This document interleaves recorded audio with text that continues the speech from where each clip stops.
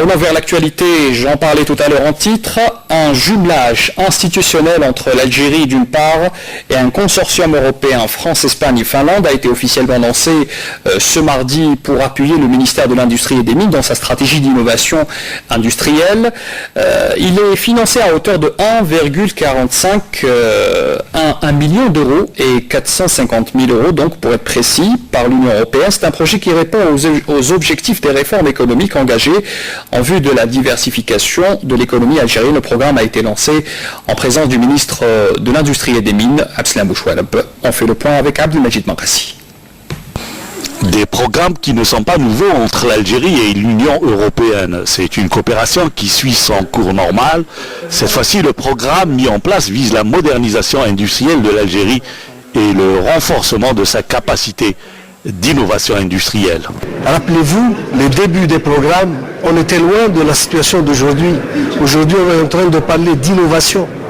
Donc ça veut dire, regardez tout le chemin qu'on a parcouru, ce n'est pas le premier programme, mais les autres programmes ont permis à l'Algérie d'avoir, à travers cette expérience qui nous a été transmise, d'être aujourd'hui en mesure pas de rivaliser, mais d'être dans certains domaines à un niveau usité ailleurs. L'Union européenne veut changer de stratégie et lutter contre certaines idées établies à travers un nouveau type de coopération. Je lis souvent dans la presse algérienne des opinions qui insinuent que l'Union européenne ne voit en Algérie qu'un marché d'exportation.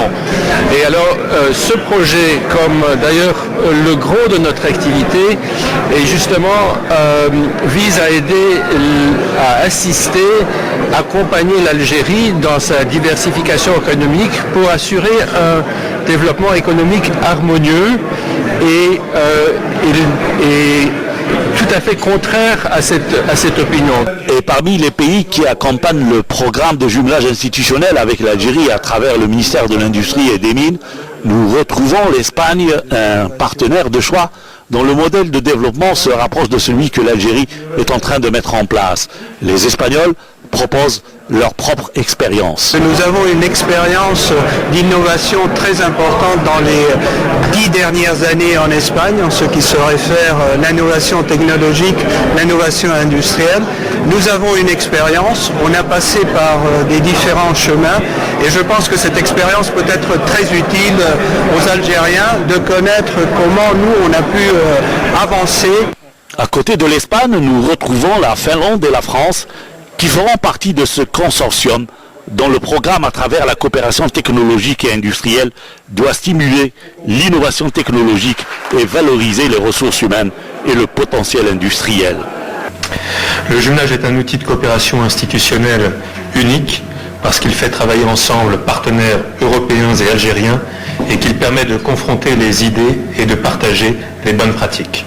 Lancé pour une durée de 24 mois, ce programme de jumelage devrait permettre d'aborder l'étude des meilleures pratiques des 3 pays membres du consortium européen, susceptibles d'être adaptés au contexte de développement industriel algérien. C'est là tout l'objectif. Et à propos du cahier de charges sur la sous-traitance automobile est finalisé et soumis au gouvernement, c'est ce qu'a indiqué ce mardi le ministre de l'Industrie et des Mines, Abdeslam Bouchoualeb. Selon le ministre, la sous-traitance est désormais un appui réglementaire concret qui prend en charge ce créneau créateur de richesse. Je reprends donc ses déclarations. Il ajoute aussi que dans le cadre de la nouvelle loi d'orientation sur la petite et moyenne entreprise, ce projet, donc ce cahier de charges, vient à point nommé. Je le rappelle encore une fois et écoutez sa déclaration à ce propos. L'industrie mécanique aujourd'hui, monsieur l'ambassadeur de France a rappelé l'expérience de Renault avec tout ce qu'on est en train de faire, avec le ministère de l'enseignement supérieur, le ministère de la formation professionnelle, Renault elle-même à travers son transfert de technologie, nous sommes en train de construire doucement, mais sûrement, toutes les bases, tout le sous-bassement nécessaire pour cette industrie qui n'est pas une industrie facile.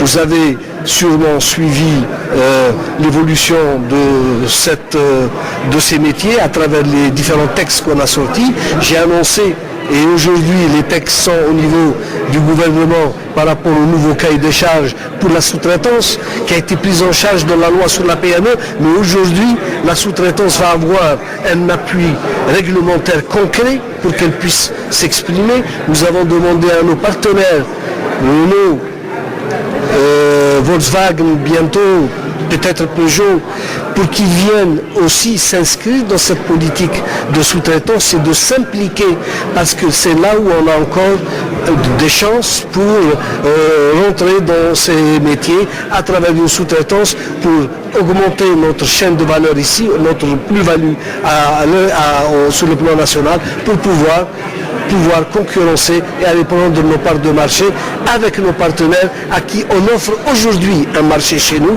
En contrepartie, nous demanderons des parts de marché pour les pièces qu'on fabriquera chez nous. Et puis